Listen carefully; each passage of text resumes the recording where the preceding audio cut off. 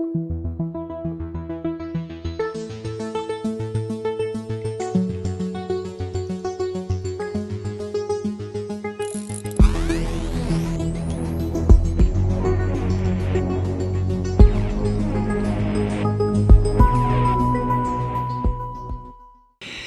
know, to put it bluntly, we're in a world of shit. I hope you understand that.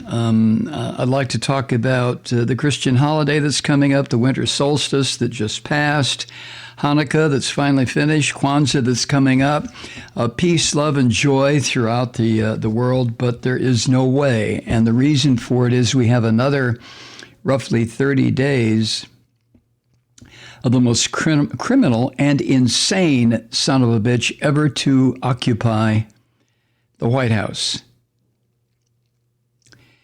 And until Joe Biden is sworn in, the question is how much damage can be done by this delusional bastard who is really off the rails. Everything I've been reading and hearing lately, it doesn't make any difference what source it comes from. It can come from print sources that I have deep respect for, or broadcast sources for whom I have great respect. It can come from people I know who are still kind of sort of connected into some of these power circles in Washington. And all I can come up with is we're heading into, it's already begun, really. Look what happened in Oregon the other day, Friday, I think. These big beer-gutted, cowardly son of a bitches smashing in the door of the state capitol. But it's already begun. The violence is here. It's going to escalate, and Trump is pushing it and pushing it. The U.S. military in the Pentagon, the leaders in the Pentagon have already had a couple of sit-downs to fully comprehend what this madman in the White House is doing. Trump is over the fucking edge. I mean, he's completely berserk at this point. Look who his inner circle now consists of. Not just his two psychotic sons and that crazy bastard son-in-law his and his delusional daughter, but Sidney Powell and Giuliani and Michael Flynn. I mean, my God. If ever a collection of insane people has gotten together to govern this country, I don't know when it was, when it could be, when it might be in the future. I hope we survive this. I mean this honestly. I hope we survive this. As it stands right now, from the things I am hearing, I really worry about what is coming over the next 3 weeks. No, seriously. Seriously. When you have 126 members of the Republican caucus, the Christian fascist caucus in the House, and 13 attorneys general from various Christian fascist-run states sign on to a brief to appear before the Supreme Court saying, disregard, overturn, destroy, cancel the election or the votes of tens of millions of Americans because we want this fascist pig son of a bitch Donald Trump to continue. That is worrisome. It's beyond worrisome. That word doesn't work. That induces almost panic in me and makes me want to prepare the only way I know how to prepare. And that is to prepare my 16-year-old daughter for what might come, teach her a little bit earlier than she anticipated on how to use a weapon, and be ready. I mean, this is where I'm at. I don't like guns. I have access because I have been instructed to do so, but I don't like them. I don't want anything to do with them. But with these, if you've seen some of the video of these beer-gutted, cowardly pricks running around in various state capitals with their bearded faces and their beer guts and their AR-15s and their illiterate screaming and shouting and farting and wheezing, God, what a bunch of slime these people are. But they don't give a damn about human life, about their own life, about anybody's life. They don't care. This is like having to fight religious fanatics anywhere, anytime in the history of the human race. They don't care. They don't care about anything. They're so over the edge, so sick in the fucking head. I mean, they're just gone. You can see pictures, video of them all over YouTube, Twitter, various points on the internet, videos that have been taken over the past week of these sick son of a bitches.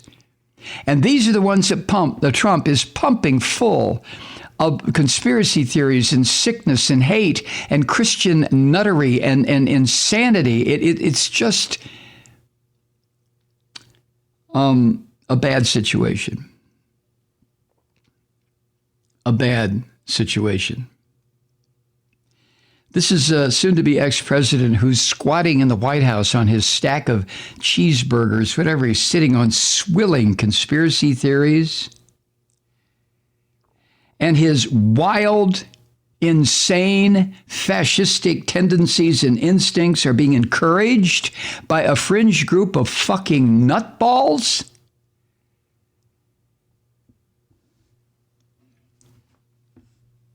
Stephen Collinson, writing at CNN, says Donald Trump will retain the awesome powers of the presidency until noon on January 20th. And there's never been a time when he has been subject to as few restraining influences, or has had a bigger incentive to cause disruption than he does now. So what is the orange filth doing? He's spending day after day now in the White House, all hunkered down in God knows what. I thought Nixon was crazy when he got drunk during the final days, as I read in Woodward's book. Drunk during the final days, roaming the halls of the White House, yelling and shrieking and arguing with the portraits of former presidents. You know, when I read that, I thought, son of a bitch, he was insane. Nothing like this guy, Trump. He's sitting around with these crackpot theories about imposing martial law. I'd like to see him try. I think maybe at that point, the U.S. military would come in, activate, however it's done, the 25th Amendment, and take this bloated son of a bitch and deposit him someplace. And then let these militia bastards try to interfere with that.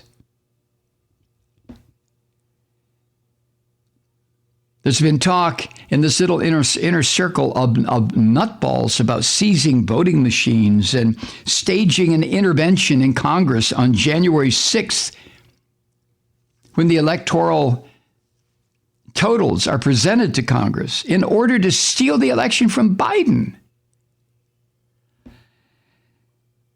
So, as CNN reports it, surrounded by the last dead-end loyalists, Trump is flinging lies and political venom like King Lear in a crumbling Twitter kingdom, alarming some staffers about what he will do next. He's not just flinging lies and political venom.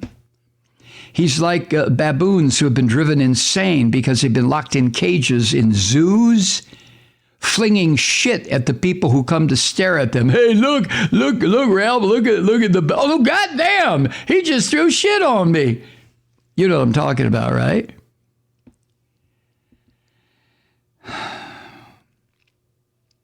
Yesterday, Monday, the orange bastard got together with a cabal of Republican lawmakers who plan to challenge the Electoral College votes when they're presented to Congress on, once again, these asinine claims of fraud.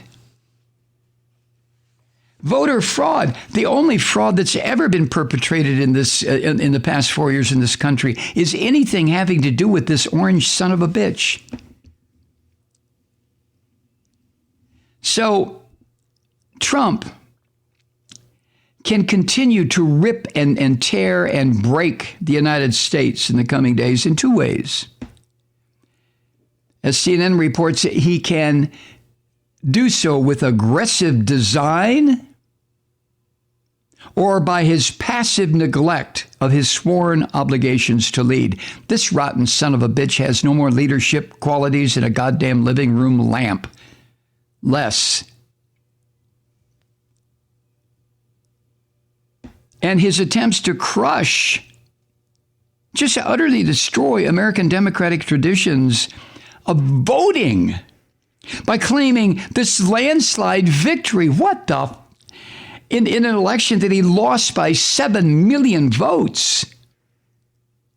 That madness fits into the first category, aggressive design to destroy the country.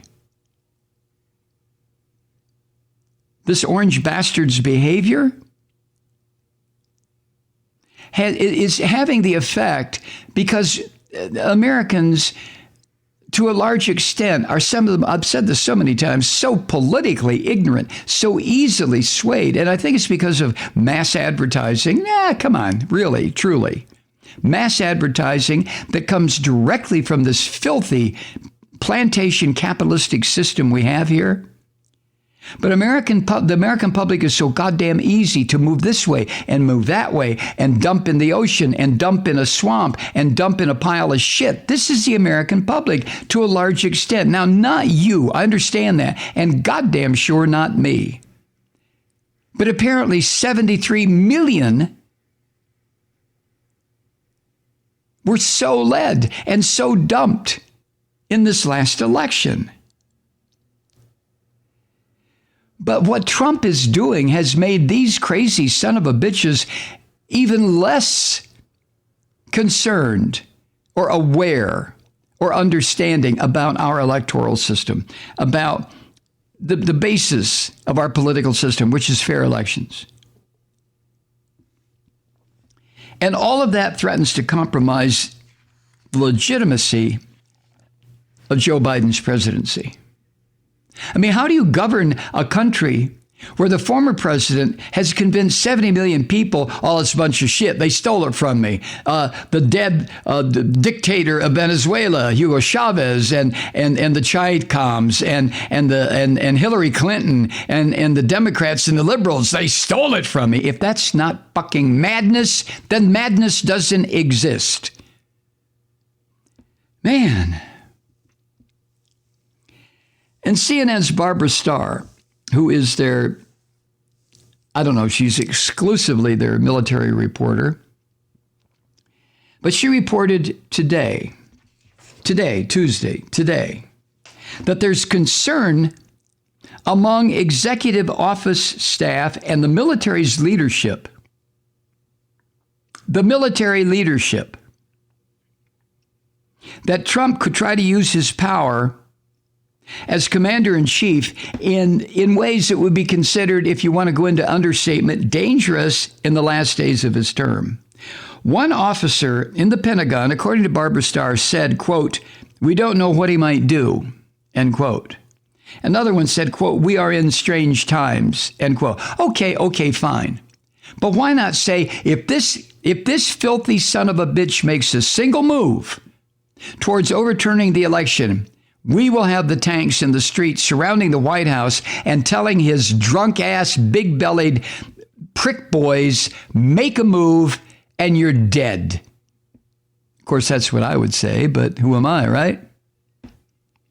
We are in strange times. And then a CNN reports Trump's indifference to all these crises stirred up by him in the past 4 years. His indifference makes up the second category of his political vandalism.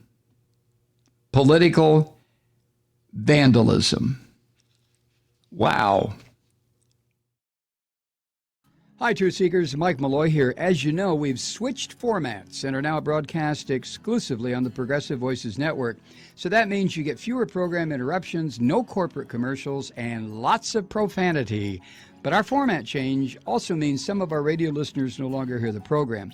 It's been a while since I mentioned our podcasts, so you may have forgotten that there is a way to listen to this program anytime you need a good dose of screaming. Visit MikeMalloy.com and subscribe to our podcast. As a podcast subscriber, you can download the program to your mobile device and take me with you wherever you go.